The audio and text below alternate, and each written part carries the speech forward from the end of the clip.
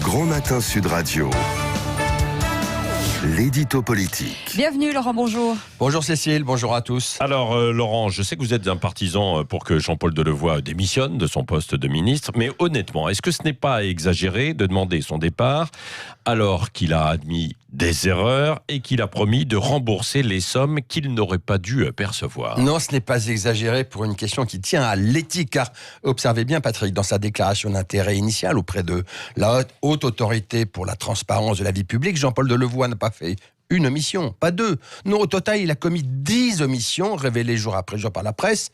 10 omissions, et en plus, il a minoré presque de moitié les rémunérations qu'il a perçues. Alors, quand on entend dire Édouard Philippe que Jean-Paul Delevoye a agi de bonne foi, cela fait bondir. Pour une seule de ces omissions, dans un pays nordique, un élu serait exclu de la vie publique. À vie. Et c'est d'ailleurs même pas 10 omissions, c'est 11, parce qu'on vient de découvrir que dans sa deuxième déclaration, il a omis de déclarer un 14e mandat comme membre du conseil consultatif de la fondation Brazzaville, créée à Londres par un proche de l'autocrate congolais Sassou Nguesso. Oui, bon, alors vous estimez qu'il devrait être exclu à vie, quoi. Mais quasiment. en tout cas, on doit dire que la bonne foi, la question, ce n'est pas la bonne foi, c'est le respect de la loi qui est en cause. Le respect de la loi qui, depuis 2013, fait obligation à un ministre de déclarer à l'autorité garante de la probité des responsables publics, d'une part, sa situation personnelle, patrimoniale, et d'autre part, ses responsabilités présentes et passées, si celles-ci sont susceptibles de présenter un risque de conflit d'intérêts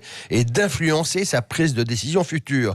Et plus grave encore, c'est le respect de la Constitution qui est aussi en cause, puisque son article 23 interdit à un ministre de cumuler cette fonction avec un autre emploi rémunéré, ce qu'a fait Jean-Paul Delevoye pendant au moins 3 mois. En clair, l'affaire Delevoye, c'est une affaire éthique, mais c'est tout autant sans doute une affaire pénale. Alors, si c'est le cas, pourquoi le gouvernement le soutient-il encore ? Écoutez, c'est une grave question, car derrière cette affaire Delevoye, on pressent beaucoup de dysfonctionnements. D'abord, le dysfonctionnement de la haute autorité pour la transparence de la vie publique, qui avait connaissance de la rémunération illicite perçue par Delevoye et qui n'a pas saisi le parquet. On se demande bien pourquoi.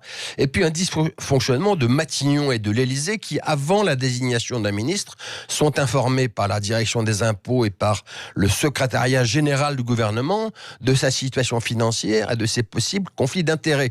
Ce qui fait peser un lourd soupçon sur le pouvoir. S'il soutient Jean-Paul Delevoye, n'est-ce pas précisément parce qu'il était informé des délits possibles commis par lui et qu'il s'en est accommodé? C'est le propre de l'oligarchie, observez bien. Elle se sent souvent au-dessus de la loi commune et pense pouvoir jouir d'une totale impunité. Merci à vous.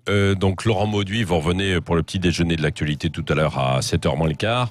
Et puis dans 10 minutes maintenant, si tout va bien, parce que c'est quand même assez compliqué sur les routes, nous serons avec Aurore Berger. On lui posera cette question du soutien à Jean-Paul Delevoye. Et puis ce matin, on va vous offrir des cadeaux.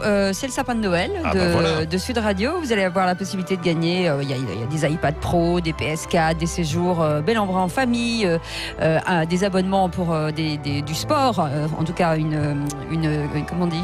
Des abonnements pour le sport, salle de sport. Une salle de sport, voilà, je cherchais le nom.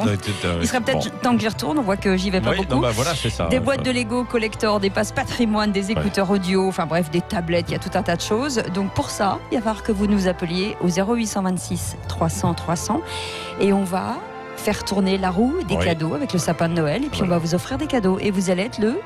Alors, Xème appel au standard. le 18e appel. 18e appel au standard. C'est parti. Pour le premier cadeau du sapin de Noël de Sud Radio, 0826 300 300, vous